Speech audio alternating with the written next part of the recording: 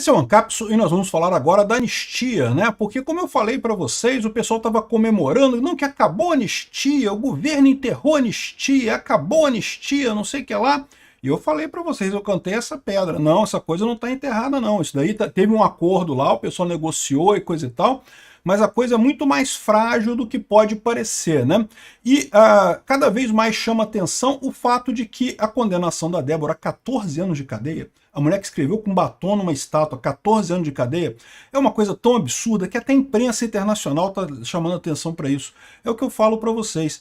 A bolha da esquerda, os jornalistas aqui no Brasil e o Alexandre de Moraes querem fazer valer a opinião deles de que o Bolsonaro é um golpista e não sei o que lá, e 14 anos é pouco e tem que condenar mais, anistia não e não sei o que lá.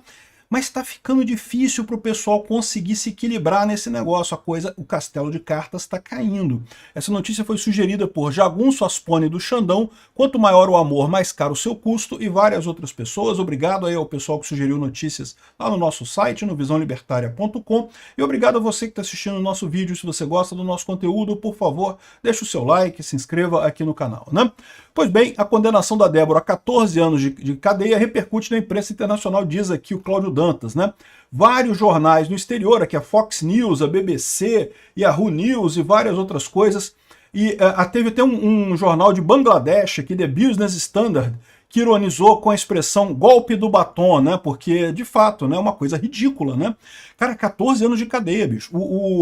Tem essa matéria aqui que eu já falei sobre ela, do Hélio Gaspari. O Hélio Gaspari, para quem não sabe, é um historiador brasileiro, é super esquerdista, totalmente contra o regime militar e coisa e tal, e até ele tá comparando essas penas com as penas da época dos militares, né? E, pô, caramba, 14 anos de cadeia. Cara, assassino no Brasil não pega 14 anos de cadeia, cara.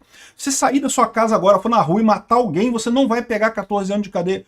Como é que pode uma pena de 14 anos de cadeia para a Débora? É uma coisa que não tem lógica nenhuma, não tem sentido nenhum. Ah, mas é porque ela está tentando um golpe de Estado. E cadê a evidência que ela está tentando um golpe de Estado aqui? O cara fala aqui, ó, aqui no final das contas, aqui, ó, havia prova da conduta individual isolada da ré no sentido de pichar a estátua da justiça utilizando batom. Não há nenhuma prova do envolvimento dela com outros réus, não há tampouco sua participação mínima que seja nos demais atos praticados na sede dos três poderes. Não há indício de que ela tenha entrado em nenhum dos edifícios auxiliado por outros acusados ou empregando violência contra pessoas ou objetos.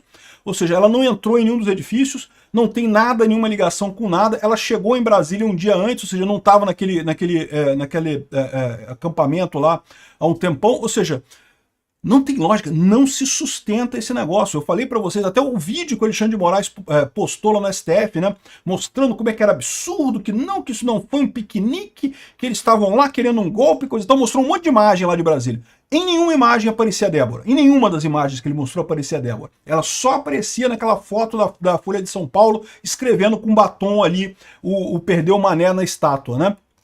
E essa coluna do Hélio Gaspari aqui é significativa, né? Porque ele não chega ao ponto que eu chego de dizer que o que o Alexandre de Moraes está fazendo é a mesma coisa que a ditadura militar fazia aqui. Mas ele chega bem perto disso, ele compara com um monte de casos aqui, com o caso do Caio Prado Júnior e outras pessoas, outros estudantes. Na verdade, o Caio Prado Júnior era um historiador que deu uma entrevista a um jornalzinho de estudantes na época da ditadura militar e foi condenado a 4 anos de cadeia, né? E aí ele fala, pô, 4 anos de cadeia, olha só, compara, né? 4 anos de cadeia com 14 anos de cadeia que o Alexandre de Moraes está dando agora nesse caso, né? Então, assim, é uma coisa realmente que chama atenção, o absurdo dessa pena. Tá aqui a Fox News falando, Brazilian pro-Bolsonaro protester, a manifestante pró-Bolsonaro que escreveu na estátua com batom foi sentenciada a 14 anos de cadeia. Aqui, ó, a BBC é esquerdista pra caramba. Mulher que usou batom para escrever na estátua durante os protestos no Brasil foi condenada a 14 anos de cadeia. Ou seja, o pessoal tá olhando para isso, peraí, tem alguma coisa errada com essa história. Que lógica tem isso de 14 anos de cadeia para alguém que escreveu um negócio numa estátua, né? Por mais que esse pessoal queira dizer que qualquer um que tava lá queria o golpe e coisa e tal, e de novo, eu já expliquei para vocês, isso não é capricho deles não. Eles precisam dessa argumentação de dizer que qualquer pessoa que tinha qualquer coisa a ver com 8 de janeiro é golpista e tem que ser condenado a uma infinidade de anos, porque eles querem usar esse mesmo argumento para o Bolsonaro. Se eles enfraquecem esse argumento com o pessoal que estava lá no 8 de janeiro, como é que eles vão usar esse argumento contra Bolsonaro, né? Esse que é o problema deles, eles não têm nada para ligar Bolsonaro ao 8 de janeiro, eles precisam que seja bem frágil mesmo. Você estava lá, apareceu lá, tem qualquer ligação com o 8 de janeiro, tá lá. Enfim, o problema é esse, né? Como eu falei para vocês, esse caso chamou muita atenção, pegou, furou a bolha completamente, a bolhazinha da esquerda que estava muito confortável ali, está furada completamente, e aí conseguiram aquele acordo da anistia, mas olha só, argumento que os bolsonaristas estão usando contra a meia anistia, ou seja, o pessoal estava vendendo que acabou a anistia, não tem mais anistia. Ah, vai ter o projeto agora que o Alcolumbre vai fornecer, que vai abaixar as penas e coisa e tal, a gente já falou sobre isso em outro vídeo, né? Vai diminuir as penas para quem participou e vai aumentar para os líderes e não sei o que lá. Só que o que eles estão criticando agora? Ah, porque não tem o texto disso, que era a mesma coisa que o pessoal criticava com o projeto da anistia. Lembra? Uma das críticas que o pessoal fazia no projeto da anistia é cadê a redação final do projeto? E agora, da mesma forma, os argumentos estão sendo que cadê esse projeto da meia anistia? Ninguém escreveu isso ainda, não tem um projeto ainda, não tem nada ainda, né?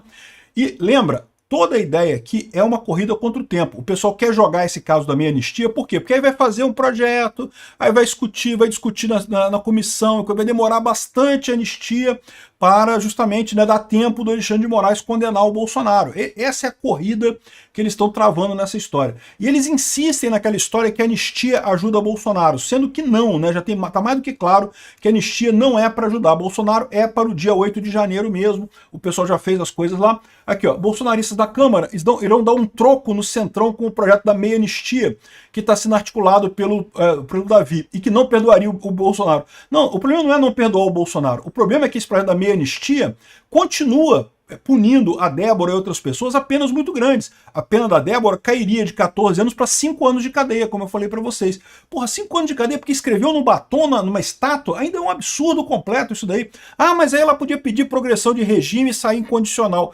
Mas ela está condenada por um negócio que é absurdo, 5 anos de cadeia por escrever batom numa estátua, não faz sentido, né?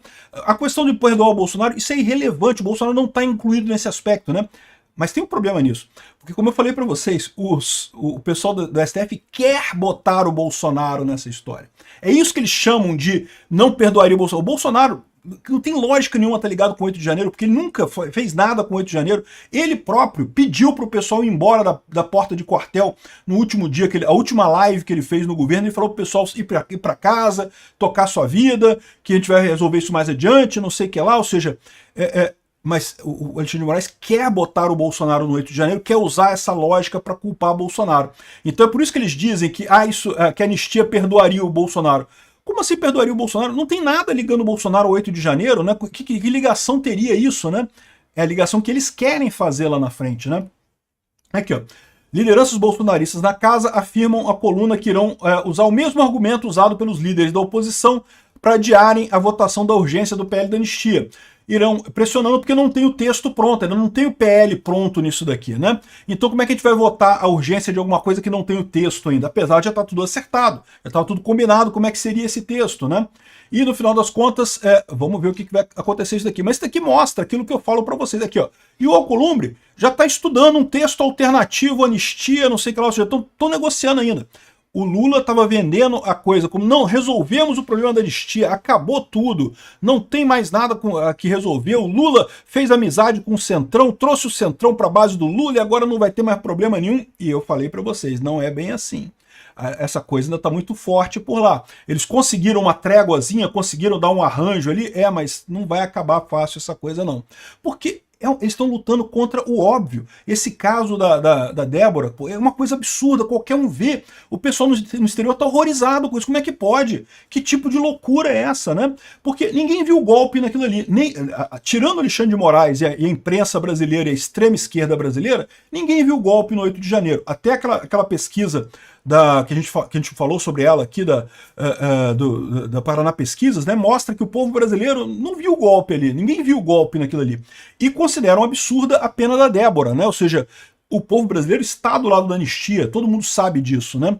Ou seja, e aí não tem como, eles estão brigando contra o Brasil, e esse pessoal não consegue brigar com o Brasil por muito tempo, no final das contas. Bolsonarismo tenta usar o voto do Fux, no caso Débora, a favor da anistia e contra o acordo do 8 de janeiro. Ou seja, o Congresso continua querendo votar anistia, é a pauta principal. O pessoal esperava com aquela movimentação toda lá, não, porque agora acabou, enterramos a anistia, vamos falar de outras coisas. Não, ninguém está falando de outra coisa. A pauta é anistia, continua se falando de anistia e só anistia e não tem outra pauta, porque isso é o que interessa para o Brasil nesse momento, né?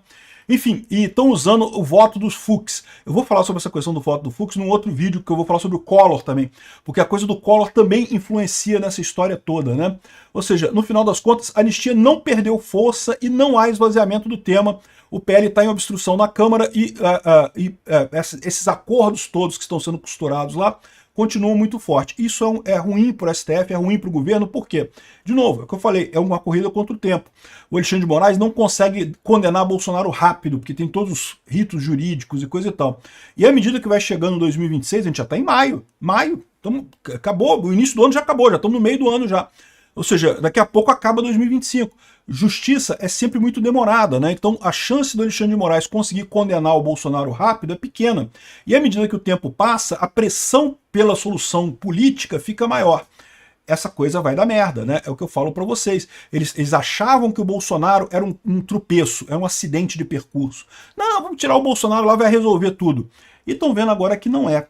É um problema muito maior do que eles imaginavam, né? Isso é o que está acontecendo. A anistia continua sendo discutida e digo para você que não está perdendo força, não. A situação está complicada lá na Câmara.